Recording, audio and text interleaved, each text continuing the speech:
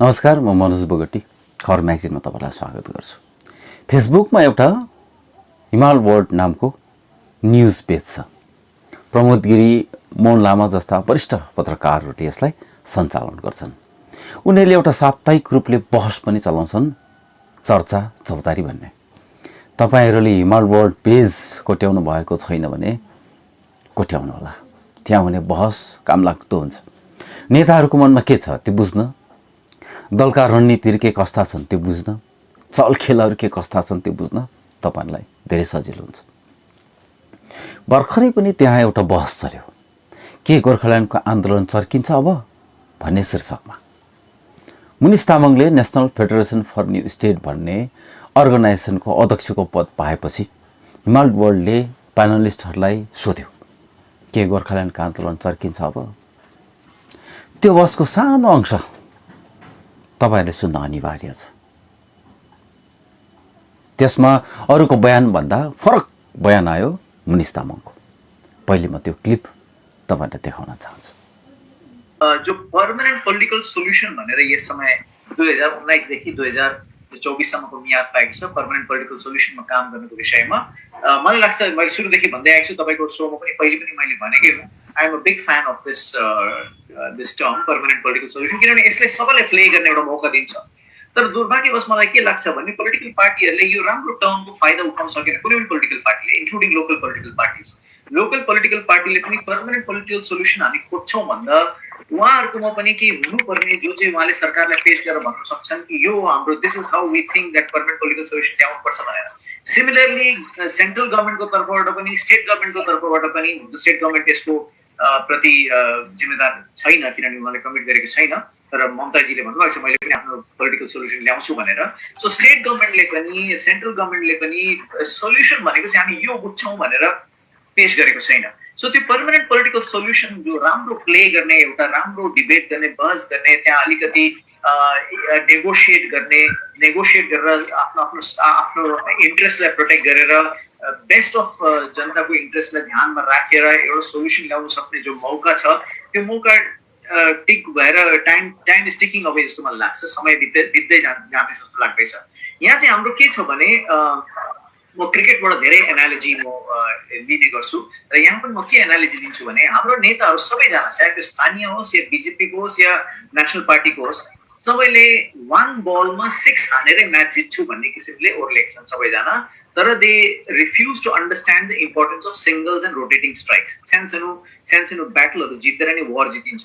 मलाई लाग्छ त्यो सानो ब्याटलहरूमा कसैले कन्सन्ट्रेट गरेको छैन। म पूर्वोत्तरको धेरै एग्रिमेन्टहरू देख्छु, हालचालैमा पनि धेरै एग्रिमेन्टहरू हुँदैछ, सरकारसँग उहाँको नेगोसिएसन अनगोइङ बातचित भइरहेको छ र उहाँले सानो ब्याटललाई कन्कर गर्दै, ब्याटललाई जित्दै ठुलो युद्धलाई जित्ने एउटा प्रक्रियामा लागिरहेका छन्। जबकि म देख्छु हाम्रो यहाँ चाहिँ केवल या त हामीलाई आज गोर्खाल्यान्ड दिइहाल, नभए त हामी केही पनि हामी अरू केही हामीलाई चाहिँदैन भने त्यो आई रेस्पेक्ट द सेन्टिमेन्ट।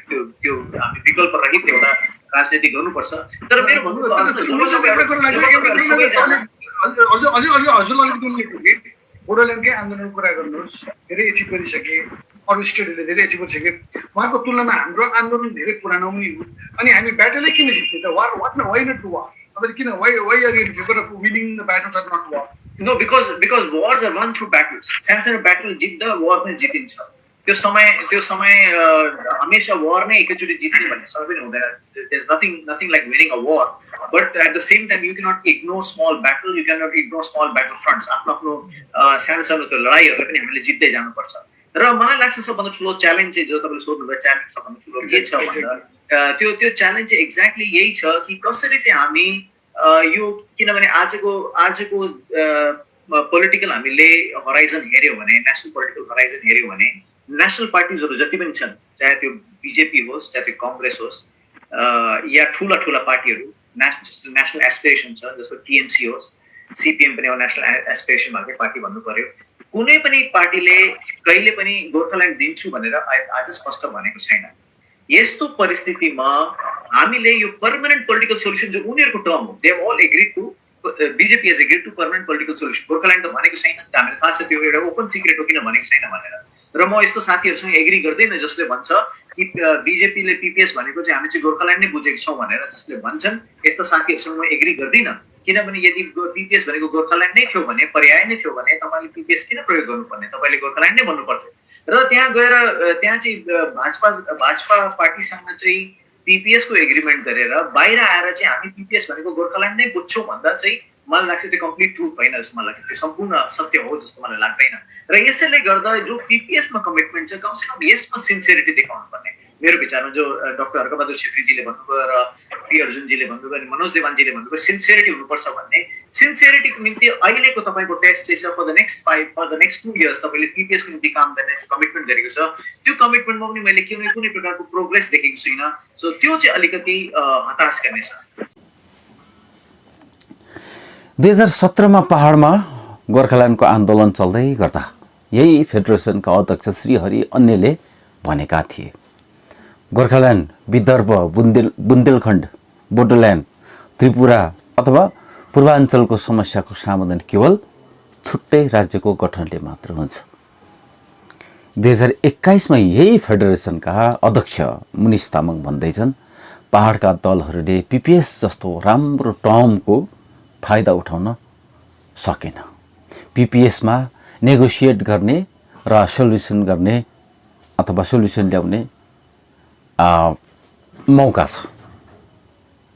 तपाईहरुलाई थाहा छ, जब सुभाष घिसिङ अनि विमल गुरुङ सरकारसित बात मार्न थाले र सरकारका सुविधाहरू लिन थाले, तब उनीहरूको भाका फेरिएको छ। सुभाष घिसिङ र विमल गुरुङ दुवैले भन्न थालेका थिए त्यतिखेर एकैचोटि राज्यमा पुग्न सकिँदैन, त्यसैले स्टेप बाई स्टेप जानुपर्छ। सुभाष घिसिङको स्टेप थियो दागोपाप र 6औं अनुसूची। विमल गुरुङको स्टेप छ जिटिए पछि स्टेट विदिन स्टेट। यी जम्मै स्टेपहरू हुन्। नेशनल फेडरेसन फर न्यू स्टेटले 2017मा केन्द्र सरकारसित एउटा माग राखेको थियो, छुट्टै राज्य गठनको लागि नयाँ नीति ल्याइयोस् भनेर। त्यो नीति ल्याएन त्यो मलाई थाहा छैन, तर केन्द्र सरकारको नीति हो 1 रुपियाँ माग्दैछ भने 8 आना दिनु। अनि मुनिश तामाङहरूको नीति आयो अहिले त्यही 8 आना थाप्दै गर्ने र पछि 1 रुपियाँमा पुग्ने। यो नीति देशको कुन समस्याको समाधान गर्दा केन्द्र सरकारले लागू गरिसकेको छ त्यसको फेरिस्त म यहाँ राख्दिनँ, तपाईहरु आफै खोज्नु होला।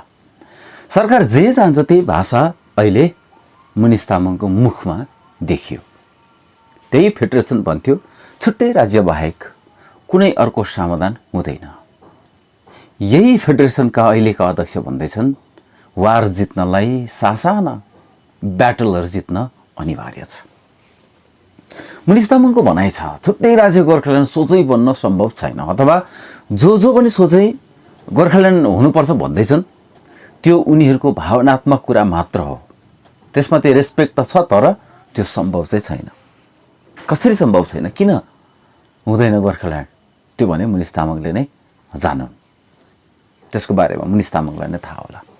तर मुनिश तामाङको थ्योरी हो ससाना ब्याटल अर्थात् दागोपाप, जिटिए, 6औं अनुसूची अथवा यस्तै कुनै पनि व्यवस्था जो बङ्गालभित्र रहन्छ, यस्तो व्यवस्थाहरू पार गरेरै अर्थात् वार अर्थात् गोर्खाल्यान्ड जितिन्छ। मुनिश तामाङले एउटा कुरा बताइरहेका छैनन्, छुट्टै राज्य साँच्चै नै के कसरी चाहिँ एकैचोटि सम्भव छैन त। मुनिश तामाङलाई कसरी थाहा भयो सम्भव छैन भनेर?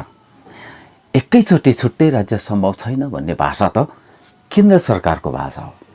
किनभने सरकारको भाषा सधैँ यस्तै हुन्छ, सत्ताले सधैँ आत्मनिर्णयको अधिकारलाई आफ्नो स्वार्थको फाइदा नदेख्दा दबाउँछ। आफ्नो स्वार्थ पुरा हुन्छ भने त्यसको समाधान सोझै गर्छ। यसको लागि ब्याटलहरु जितिरहनु पर्दैन। जस्तो राम मन्दिरको मुद्दा भयो, कश्मीरको मुद्दा भयो, लद्दाखको मुद्दा भयो, बोडोहरूको मुद्दा भयो।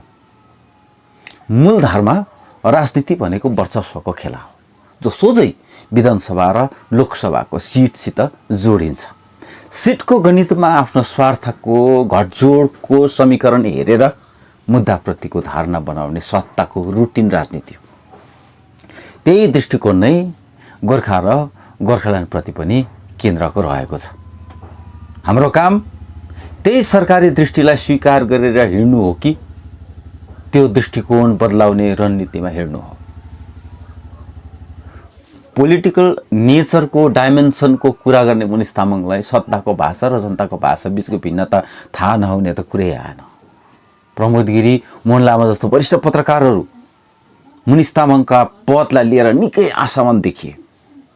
त्यही अपेक्षाको कारण प्रोग्रामको नाम नै के अब गोर्खाल्यान्डका आन्दोलन चुल्याउला भने बन्यो।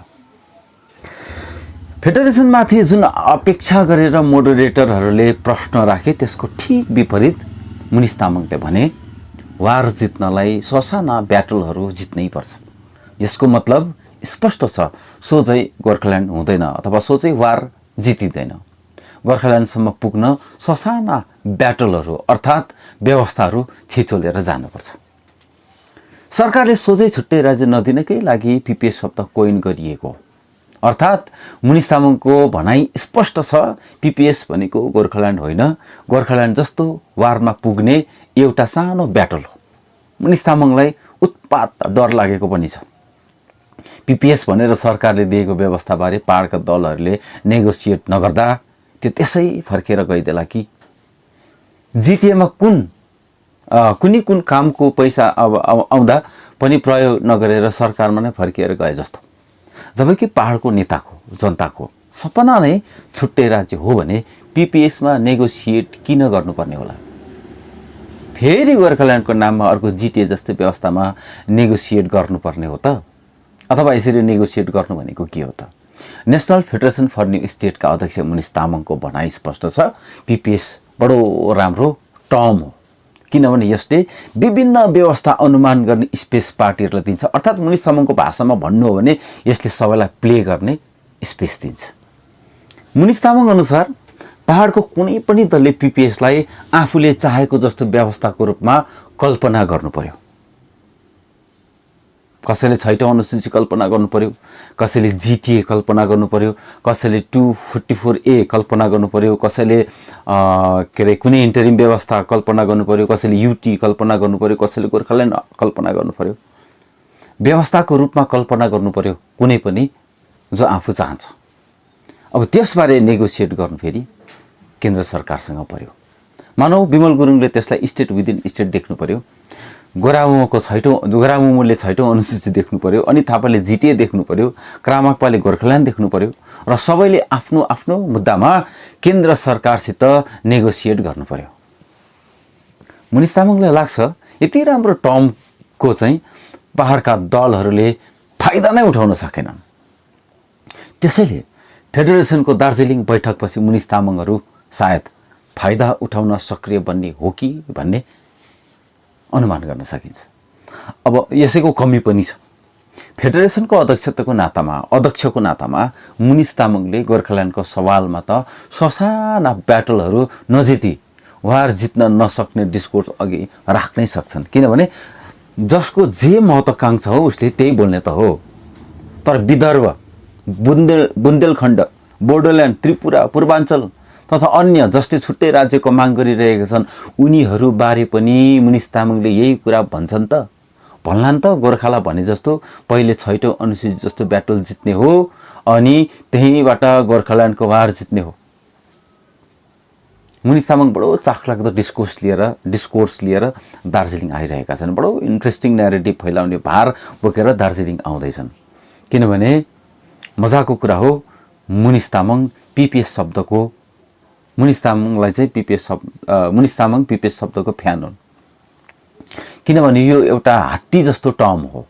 अन्धा जस्ता दलहरूले छाम्दा जे बुझ्छन् यसले त्यही भन्ने स्पेस दिन्छ र यसैको लागि केन्द्र सरकारसित नेगोसिएट गर्ने मौका पनि दिन्छ। छैन त इन्ट्रेस्टिङ? एउटा कुरा बुझिराखौँ, भाजपाले मुख खोलेर पिपिएसको अर्थ खुलाएको छैन। अन्धो मुनिस तामाङले छामेर जे बुझेका छन् त्यो त स्पष्ट भइहाल्यो। त्यही पिपिएसलाई गोर्खाल्यान्ड बुझ्नेहरूसित फेरि मुनिस तामाङ एग्री छैनन्। भन्छन् पिपिएसले हरेकलाई प्ले गर्ने मौका दिनेछन्, नेगोसिएट गर्ने मौका दिन्छन्। तर त्यही पिपिएसलाई गोर्खाल्यान्ड बुझेर प्ले गर्दा र गोर्खाल्यान्डको लागि नेगोसिएट गर्दा चाहिँ मुनिस तामाङ फेरि एग्री छैनन्। मलाई थाहा छ मुनिस तामाङले फ्याट्टै मनमा आएको कुरा पक्कै पनि बोलेका होइनन्। उनका हरेक शब्द पछिल्तिर कुनै न कुनै खास अर्थ रहन्छ नै। सबैलाई थाहा छ मुनिस तामाङ निरज जिम्बा होइनन् जसको न बोल्नुको कुनै सीमा छ, न कुनै महत्त्व छ, न कुनै अर्थ छ। मुनिस तामाङले यसो भन्दैछन् भन्ने पक्कै यस्तो भन्दैछन् भन्ने पक्कै त्यसको पछिल्तिर कुनै न कुनै राजनीति छ, कुनै न कुनै एजेन्डा त छँदैछ अथवा कुनै न कुनै अर्थ त छँदैछ। त्यसैले नै त फेडरेसनको पहिलो बैठक दार्जिलिङमा हुँदैछ। मुनिस तामाङको कुराहरूमा जुन कन्ट्राडिक्सन देखिँदैछ त्यसको पछिल्तिर उनको कुनै न कुनै इन्ट्रेस्ट त छँदैछ, कुनै न कुनै एजेन्डा पनि छ। किनभने उनले आफूले जे बुझ्यो त्यही बुझाउने कोसिसमा छन् अहिले मुनिस तामाङ। मुनिस तामाङले पिपिएसलाई जे बुझेका छन् अरू अन्धहरूले पनि त्यही बुझ्नु पर्यो अथवा त्यसरी नै छामेर त्यही अन्दाज लगाउनु पर्यो, जसको विचारको आधार नै छुट्टै राज्य गोर्खाल्यान्ड भन्ने शब्द भावुकताका उपज भन्ने बुझाइले निर्मित छ। उसको कुरामा कन्ट्राडिक्सन देखा पर्नु स्वाभाविक पनि हो। तर अचम्म लाग्छ, तपाईँहरू नै भन्नुहोस् पिपिएसलाई छुट्टै राज्य भनेर किन चाहिँ नबुझ्नु? पिपिएसलाई के भनेर चाहिँ बुझ्नु? छैटौँ अनुसूची भनेर बुझ्नु? स्टेट विदिन स्टेट भनेर बुझ्नु? बङ्गालभित्रको कुनै व्यवस्था भनेर बुझ्नु? के भनेर बुझ्नु? आशा गरौँ मुनिस तामाङले पिपिएसलाई के भनेर बुझ्नुपर्ने हो त्यो दार्जिलिङ आएपछि जनतालाई बताइदिनेछन्। जबकि उनलाई पनि थाहा छ जनताको महत्त्वाकांक्षा नै छुट्टै राज्य गोर्खाल्यान्ड हो। कुनै पनि नेता होस् अथवा कुनै पनि दल होस् र सरकारले जनआकांक्षालाई नै सम्बोधन गर्ने हो। त्यस विरुद्ध जनताको जनआकांक्षा विरुद्ध जाने हो कि सरकारको आफ्नो भाषा स्थापित गर्ने हो? मुनिस तामाङको पहिलो काम त पिपिएसको खोल च्यात्ने हो र पिपिएसको खोलमा लुकेको व्यवस्था के हो त्यो पर्दाफास गर्ने हो। किनभने ब्याटल त ब्याटल, तर पर्मानेन्ट ब्याटल भन्दैछ नि त। समस्या त यही हो। पिपिएस पर्मानेन्ट ब्याटल त पर्मानेन्ट हुँदैन। ब्याटल नै पर्मानेन्ट भएपछि वारमा कसरी जाने होला त? मुनिस तामाङको पहिलो काम त त्यो अन्धाले हात्ती छामिरहेको नाम पिपिएस वास्तवमा के हो त्यो स्पष्ट पार्ने हो। भाजपालाई भन्न लगाउने हो गोर्खाल्यान्ड हो भने गोर्खाल्यान्ड भन, होइन भने होइन भन। फेडरेसनमा पुगेपछि यसको अध्यक्षको पदमा बसिसकेपछि केन्द्र सरकार अथवा भाजपामा प्रश्न गर्नु त मिल्छ होला नि त? मिल्ला नि त? मुनिस तामाङको तर्कहरू सुन्दा यस्तो लाग्छ कि केन्द्र सरकार गोर्खा इन्टेलिजेन्सिया लगाएर अब पिपिएसको अर्थ खुलाउन चाहन्छ। किनभने राजु विष्ट, विमल गुरुङ, निरज जिम्बा, मन घिसिङ, बिपी बजगाई, आरबी राई, प्रताप खाती, दावा पाखरिन, विकास राईहरूले जनतालाई पिपिएस नै गोर्खाल्यान्ड हो भन्दै आइरहेका छन्।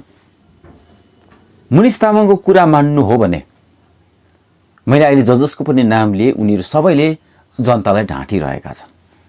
राजु विष्ट, विमल गुरुङ, निरज जिम्बा, मन घिसिङ, बिपी बजगाई, आरबी राई, प्रताप खाती, दावा पाखरिन, विकास राईहरूलाई मुनिस तामाङको प्रश्न छ। जसले पिपिएस भनेको गोर्खाल्यान्ड भनेर बुझ्छ त्यसमा म एग्री गर्दिनँ। किनभने गोर्खाल्यान्ड हो भने गोर्खाल्यान्ड नै हुनुपर्छ। पिपिएसमा किन एग्री गरियो त? मुनिस तामाङलाई कसले दिने होला त जवाब? देला मन घिसिङले, देला राजु विष्टले, देला निरज जिम्बाले, देला आरबी राईले? यसको मतलब यो पिपिएस शब्द कोइन गर्दा मुनिस तामाङ उनीहरूसितै थिए। मुनिस तामाङलाई त्यसै कारण पिपिएस के हो त्यो स्पष्ट गरी थाहा छ। तर राजु विष्ट, विमल गुरुङ, मन घिसिङ, निरज जिम्बा, बिपी बजगाई, आरबी राई, प्रताप खाती, दावा पाखरिन, विकास राईहरूले भने जुन पिपिएस गोर्खाल्यान्ड हुँदै होइन त्यसलाई गोर्खाल्यान्ड भन्दै जनतालाई लट्याइरहेका छन्।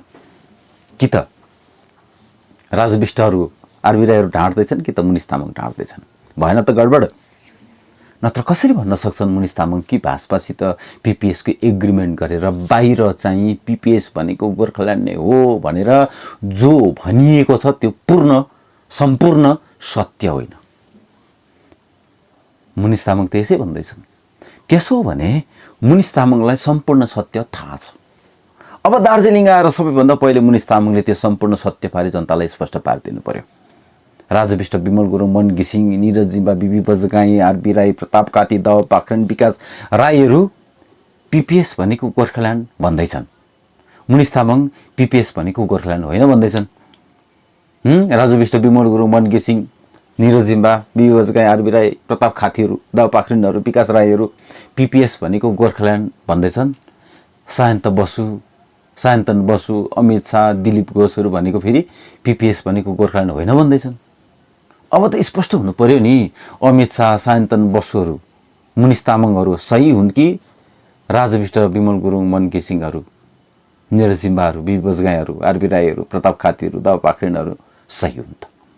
अब त स्पष्ट हुनु पर्यो नि, राजु विष्ट, विमल गुरुङहरू, बिबज गाईहरू, आरबी राईहरू, डाक्टर महेन्द्र पी लामाहरू, अर्कबहादुर छेत्रीहरू, भारती तामाङहरू, मन घिसिङहरू, अजय एडवर्डहरू, अनि थापाहरू, विनय तामाङहरू, सिके श्रेष्ठहरू, अथवा जति पनि नेताहरू छन् उनीहरू छुट्टै राज्य गोर्खाल्यान्ड चाहन्छन् कि बङ्गाल अधीनस्थ कुनै पिपिएस चाहन्छन्? नेताहरूले मुनिस तामाङ र अमित शाहले जस्तै स्पष्ट कुरा राख्नु पर्यो। मुनिस तामाङ र अमित शाहको कुरा स्पष्ट छ, छुट्टै राज्य गोर्खाल्यान्ड केन्द्र सरकारको कर्मसूचीमा छैन, यो वार जितिन्न। यसै कारणले पिपिएस जस्तो साना साना ब्याटलहरू जितेर गोर्खाल्यान्ड जस्तो वारमा पुग्नुपर्छ। छुट्टै राज्य मुनिको पिपिएसमा नेगोसिएट गर्न दलहरूले ढिलाइ गर्दैछ भन्ने आरोप पनि मुनिस तामाङको छ। के ठेगान पिपिएस दिँदा पनि नथाप्दा भोलि भुइँयाको डल्ला पनि त नभेट्ला नि ती दलहरूले, कि कसो भन्नुहुन्छ मुनिस दाजु? जनताले याद गर्नुपर्ने कुरा हो, एउटा इन्टेलिजेन्सिया भन्ने हुन्छ, एउटा इन्टेलेक्चुअल भन्ने हुन्छ। इन्टेलिजेन्सिया भनेको सरकारले जे चाहन्छ त्यसको लागि माहौल बनाउने, अर्थात् सरकारको काम गर्ने बुद्धिजीवी। इन्टेलेक्चुअल भनेको चाहिँ जनताको पक्षमा, अर्थात् जनताको आकाङ्क्षाको मुद्दामा काम गर्ने बौद्धिक। अब सरकारलाई साह्रो पर्छ, जब सरकारलाई साह्रो पर्छ तब यस्ता इन्टेलिजेन्सियाहरूलाई सरकारले काममा लगाउँछ। अहिले भाजपालाई साह्रो परिरहेको छ, पिपिएसको बिल ल्याउन सक्दैन, किनभने त्यसलाई जनताले छुट्टै राज्य भनेर बुझेको छ, अर्थात् बुझाइएको छ। बिल ल्याउँदा र त्यो छुट्टै राज्य नहोला, जनतालाई भाषाप्रतिको विश्वास हराएर जान्छ। छुट्टै राज्यको बिल ल्याउँ त ममता ब्यानर्जीले बङ्गाल विभाजनकारीको आरोप लगाएर बङ्गालबाटै भाजपालाई लखेट्छ। यस्तो बेला जनतालाई कन्भिन्स गर्ने इन्टेलिजेन्सियाहरू सरकारले खटाउँछ। अब मुनिस तामाङमाथि फोकस गर्ने समय आयो। उनी इन्टेलिजेन्सिया हुन् कि इन्टेलेक्चुअल? फेडरेसनमा भाजपाईहरूको वर्चस्व कति छ? के साँच्चै फेडरेसन पहिले ब्याटल र ब्याटलबाटै बिस्तारै ब्याटलहरू जित्दै पछि वारमा जाने थ्योरीमा छ, कि मुनिस तामाङको इन्ट्रेस्ट फेडरेसनको मुखबाट बोलिँदैछ? मौका मिल्यो भने मुनिस तामाङसितको एउटा अन्तर्वार्ता पनि यस विषयमा म कुनै दिन लिएर आउँला। हेर्दै गर्नुहोला खबर म्यागजिन। आजलाई भने बिदा दिनुहोस्, नमस्कार।